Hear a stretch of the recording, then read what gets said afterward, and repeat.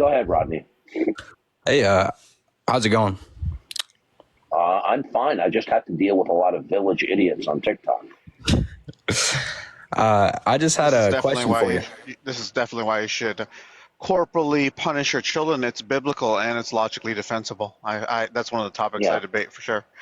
You need to. No, these people think that science can refute the Bible, and they don't realize they don't know what they're talking about. And it's always those young people. That's what I'm saying. Those are always the kids that never got spanked growing up. They had indulgent parents, and so they've bred narcissists I agree. grown-ups. Let Rodney speak. Right. Go ahead, Rodney. Well, I just had a thing to say about the last statement that you just made. You use science to prove the Bible. Why can't you use science to disprove the Bible? You could try. Go ahead. I was just curious. You just said that they try and use science to disprove. Sir, listen to me. I don't use science to prove the Bible. If I invoke things that are in science, I will show it how it's commensurate with the Bible or supportive. Yeah, well, that's the same thing, right? Support and prove. No, sir. Listen, you're mistaken. Proofs are only in mathematics. Science doesn't prove anything. Okay, but you use science to support claims in the Bible. Yeah. Okay, that's all I was just saying. If something is an accurate representation of the world, and it comes under the banner of science, real and true science will be commensurate with the Bible. But have you ever heard the maxim, all that glitters is not gold? Do you know? Okay, well, it's a phrase, all that glitters is not gold. Have you ever heard of fool's gold? I have, yes. Yeah, okay, so that's where it comes from. All that glitters is not gold, right? Now, when you're young and uneducated and naive, I'm not referring to you, but these other slobs who are anti the Bible, they think they know more about science and that they can use certain things in science as a wedge or a defeater for the Bible. They're quite mistaken because, first of all conclusions in science are provisional, which means they're not declaration of absolutes or truth. They're just provisional in nature. They're accepted as if they were true, but they're subject to re-examination or a future observation that could outright falsify a previously held conclusion. And in science, there is a long list of corpses of previously held ideas that were held in consensus. One just happened with the James Webb Space Telescope. The observation of the James Webb Telescope is completely at odds with their particular flavor of Big Bang cosmology. Oops. The point is, when people are objecting to the Bible, of course I'm going to say what's commensurate with the Bible. Now, if they want to say that there's something in science that's not commensurate with the Bible, then we can see if it holds water.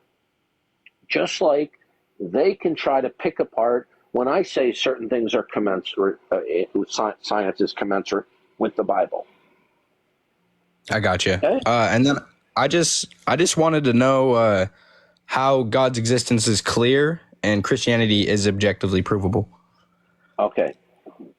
So God's existence is clear because the world in whole and in part is emblematic of that which actualizes it. Are you saying that the existence of...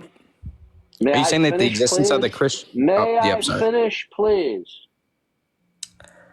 The world, in order to be reckoned to be real and have a semblance of intelligibility, could only be considered to be real and somewhat intelligible if and only if it exemplifies that which actualizes it.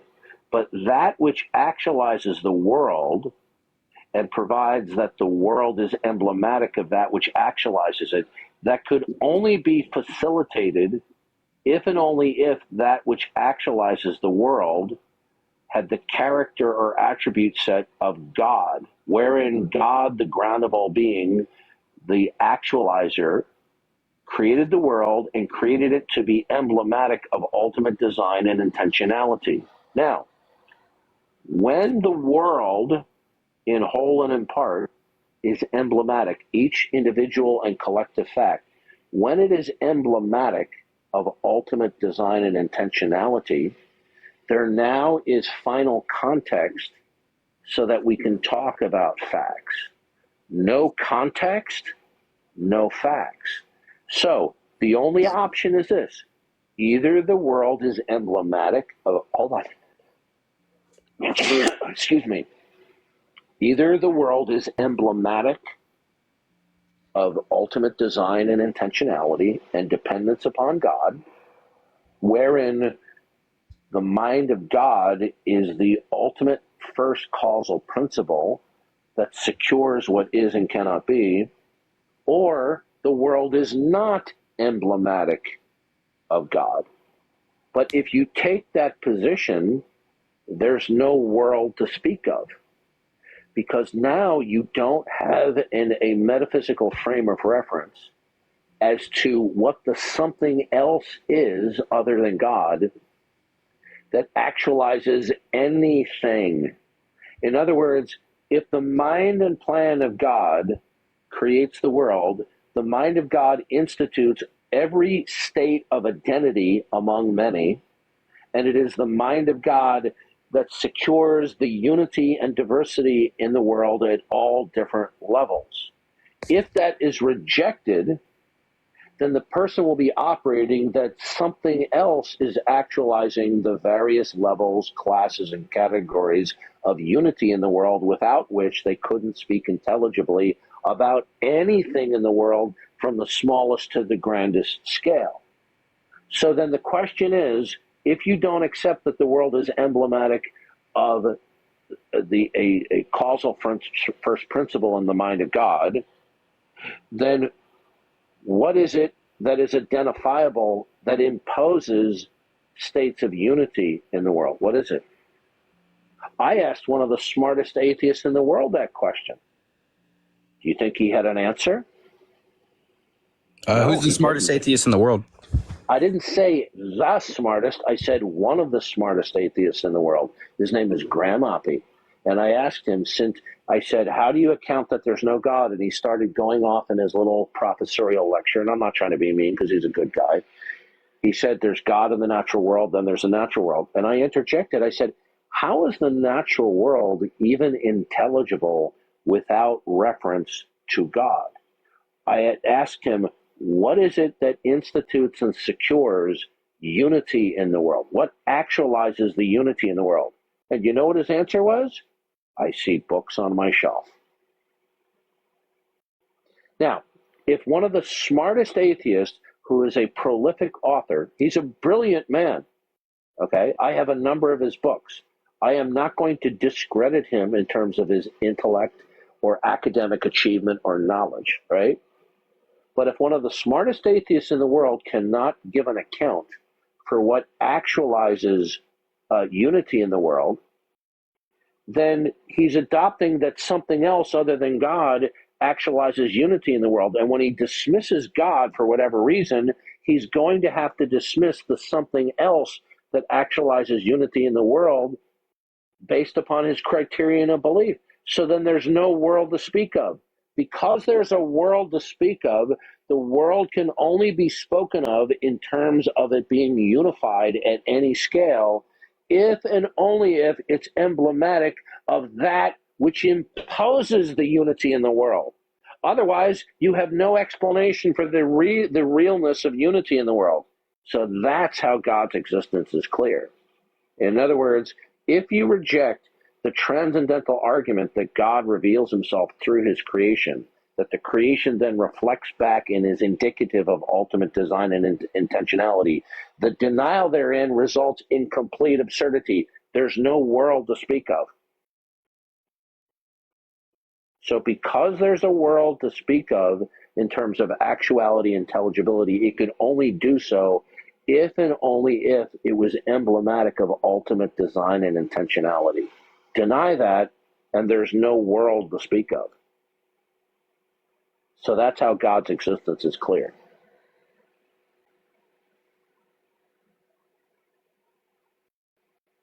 Any other questions, Rodney? I just had a question after that. Yeah. Go ahead. So you think that the only way in the whole wide world that you could describe the creation of the universe and the design of the universe and the way that humans function as a society is through the Christian God?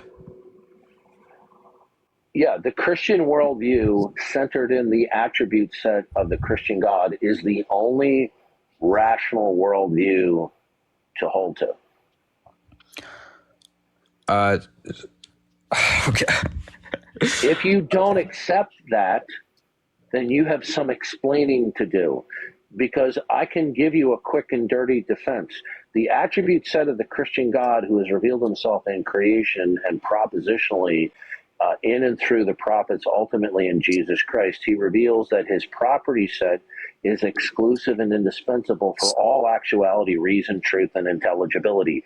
If you reject God's putative revelation and disclosure of his necessary attributes, then you're going to be operating that something else is the ground of all being that provides you with the ability to reason, and you're going to have to tell me what that is. Sure. Oh, I can't. Are you ready for this, my fellow Christians? Let's see if he lies. Okay. What is the something? What is the something else? Well, again, just like you can't prove exactly, Stop right there. You're dodging. I just asked you what the something else is. I'm just about to. I'm about to describe it. Sir, listen. No, sir, stop. I want to hear dead silence out of you momentarily. I asked you a question. What is the something else? If you don't answer that question, I'm going to remove you and go on to somebody else. What is the something else? The something else could be no, stop. Did I ask you what could be?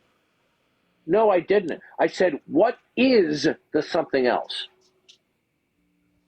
Again, there's no absolutes. Are you absolutely sure? Look, that's an absolute statement.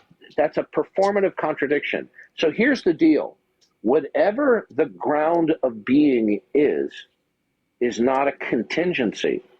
So you cannot say it could be in terms of reality. You could only talk about it at a conceptual level. But a conceptual level is not indicating what's real. So I want you to tell me, what is it that is the something else that is real? What is the something else?